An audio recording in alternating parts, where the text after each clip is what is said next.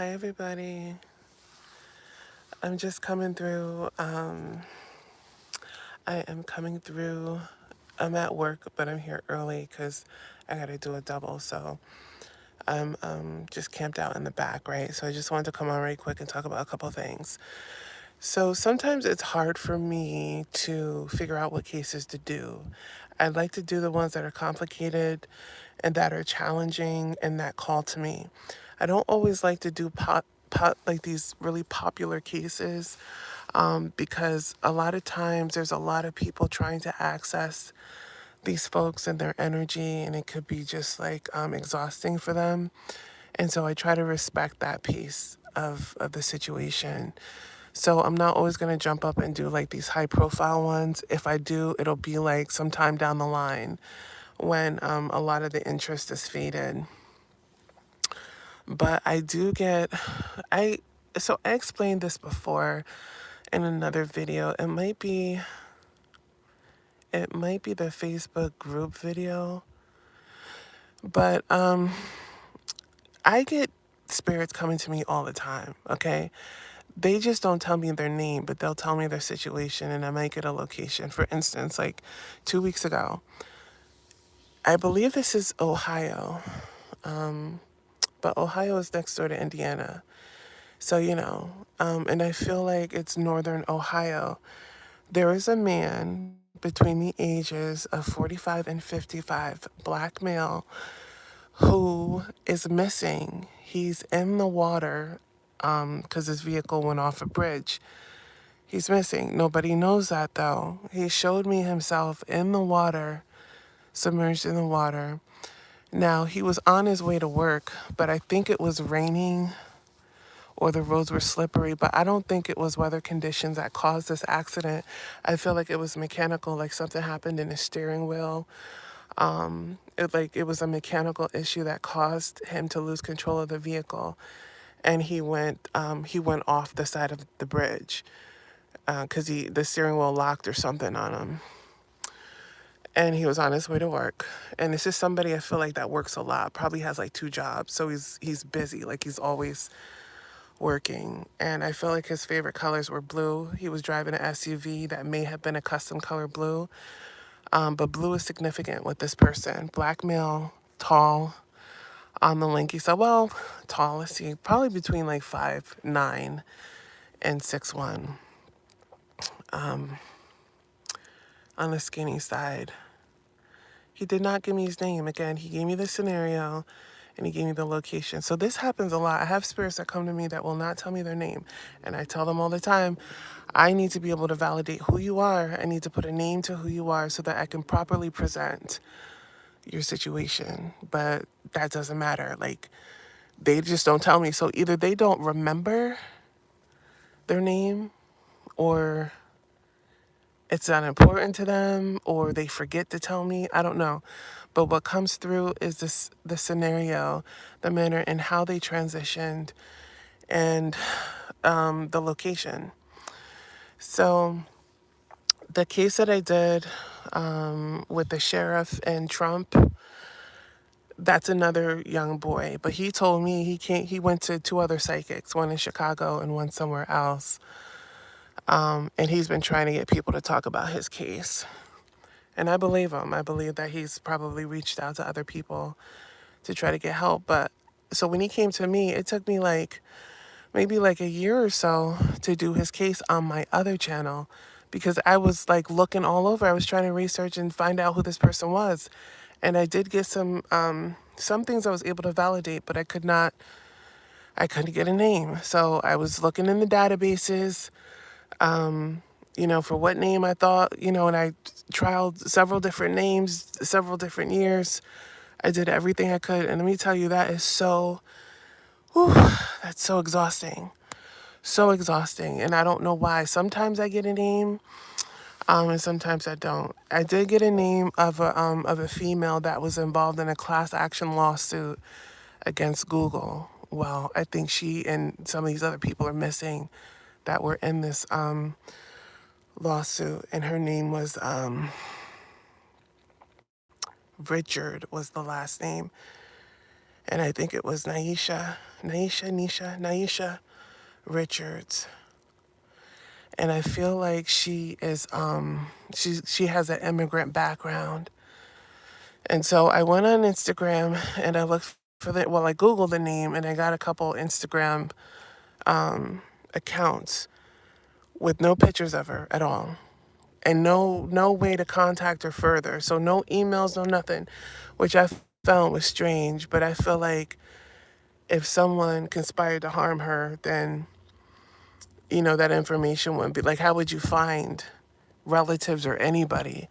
The posts, none of her posts showed her actual face. And then like the Facebook account was locked, just weird stuff like that. And so when I pulled cards for her, and it was not pretty. It sounded like there was someone had gotten to her.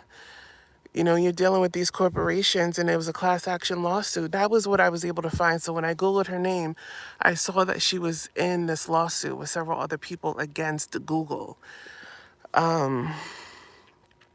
But she's one of the energies that gave me her actual name. But I couldn't put a face to her, and there's no family, there's nobody I can contact that can talk about to validate the other piece of it. So there's got to be some sort of there's got to be something that tells you guys that I'm dealing with legitimate people, as opposed to, because what's to stop me from making some shit up? So that's why I say I need to have a valid, name and details like that I can back up. That's public. So she's one of the few, the very few, that gave me her name, and there wasn't much I can do with it because I didn't have a picture. I could talk about her, but without a picture and no family member, like again, a lot of times too, when these people go missing, sometimes the family are nowhere to be found. The family won't come out, they won't say anything. There's no public outcry. People are not, they're not talking to the news or anything. There's nothing I can use to, you know what I mean? Because at that point, it's like, why are you doing it? If you don't have family members that are fighting for you, because I can call the police and give them information, and they're not going to return my calls. They're not going to respond to my emails. I did have one nice gentleman over in Kansas. I think I explained that before. But most of the time, these officers they're not going to call you back. They're not going to do anything, you know?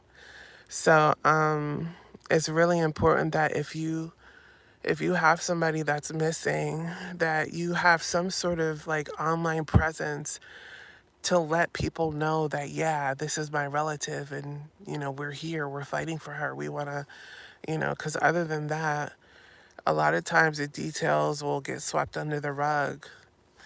There's this couple down in North Carolina that ended up in a lake.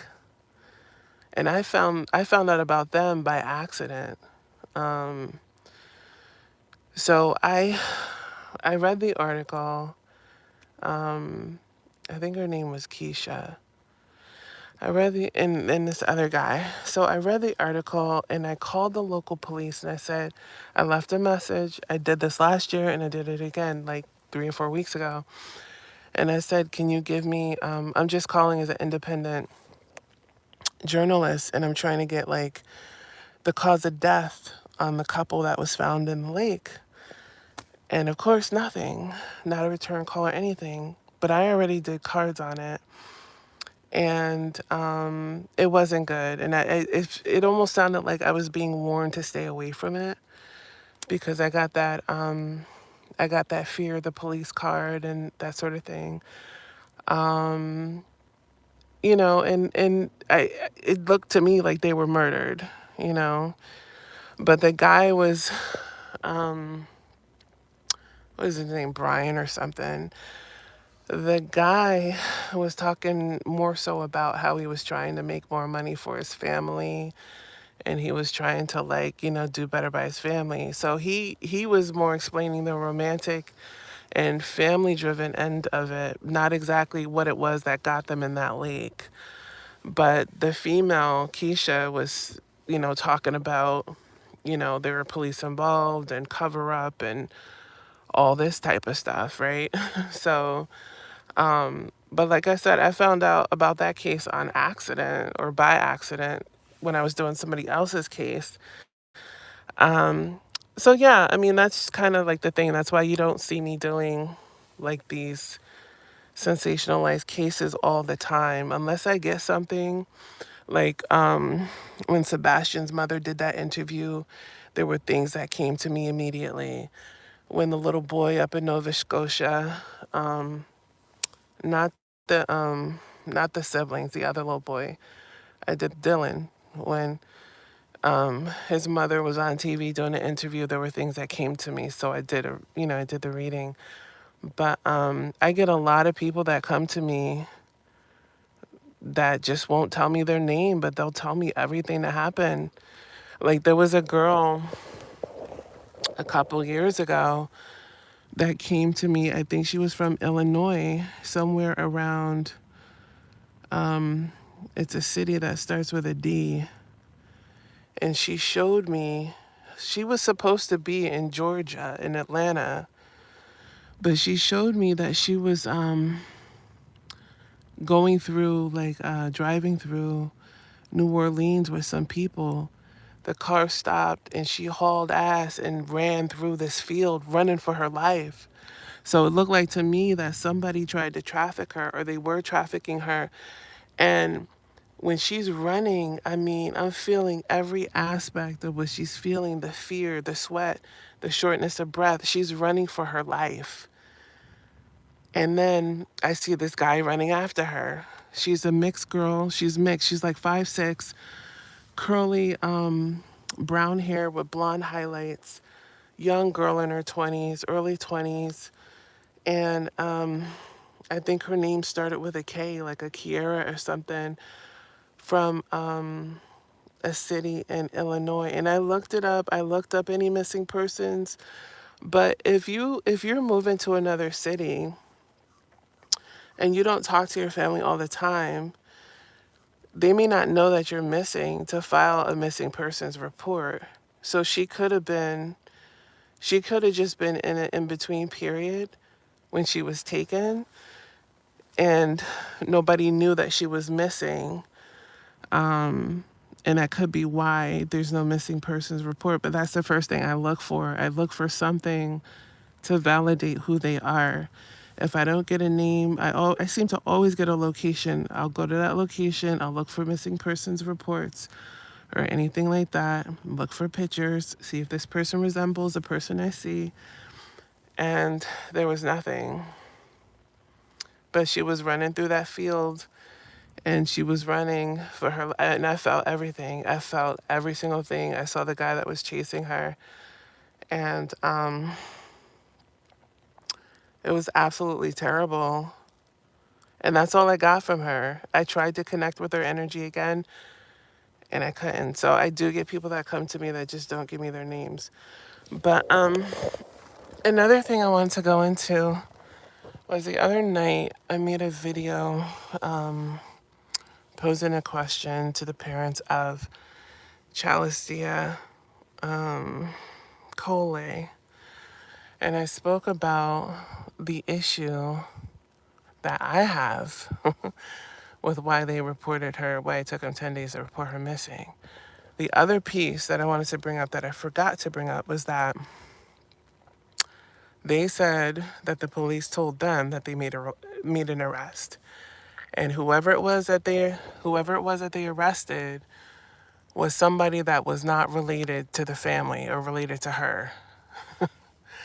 So the first thing I'm thinking is, why was that even a thing? Why was it necessary to say that this, okay, for one, okay, it's fine, the person's a juvenile, but the person wasn't connected to the family?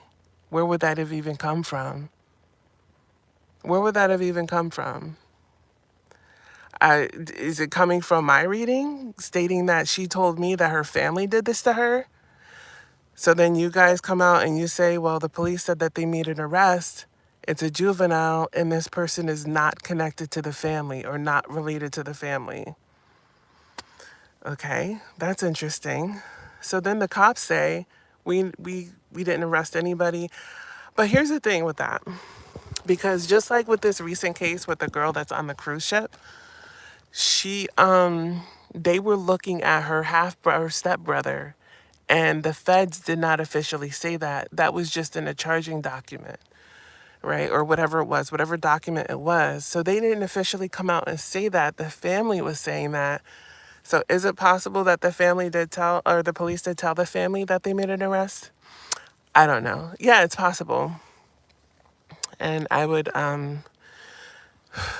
just be careful with anything I take in from that area. In Arizona is just like a lot of those LE law enforcement. A lot of those places are like compromised. You know, a lot of them are compromised. There's a lot of corruption. It's a border state. You know, so I don't know. You know, with that, you're gonna get complicity. You're gonna get laziness, you're going to get incompetence, you're going to get sometimes these like decent police officers or decent police or law enforcement personnel may be experiencing pushback or like red tape to where they're not allowed to do their jobs properly or investigate something, you know, that needs to be. So who knows? But, you know, the family said that they were told that by the police. Police said, nope, we didn't arrest anybody. But I just found it curious that it was said that this person wasn't related to the family. Well, who was speculating that other than me? And that's not a speculation. That's literally what I got from her energy. So is it already suspected at the ground level that the family was involved in Chalistia's or Tia's death? Is there already some sort of working knowledge? Because for her to come out or for the family to come out and say that, you know, that's that's curious to me. So that was the other point I wanted to bring up, but I forgot about it. Yeah, I forgot about it. So let me see what you guys are saying in the comments. You guys have any questions? Hi there. Hi, everybody. Okay, so everybody's out. Some of y'all came and some of y'all left. That's all right, because I'm about to get off of here, but I just wanted to say that to you guys. And I'll catch you guys in the next live. Shout out to Libra. I'm sorry you're missing me again. Girl, you just got to let me know when the best time and day is to connect with you. You did tell me that one time. I came on that time. You weren't there. So we'll make it work at some point. But for the rest of you guys, have a good night. And we'll see you in the next video. Take care.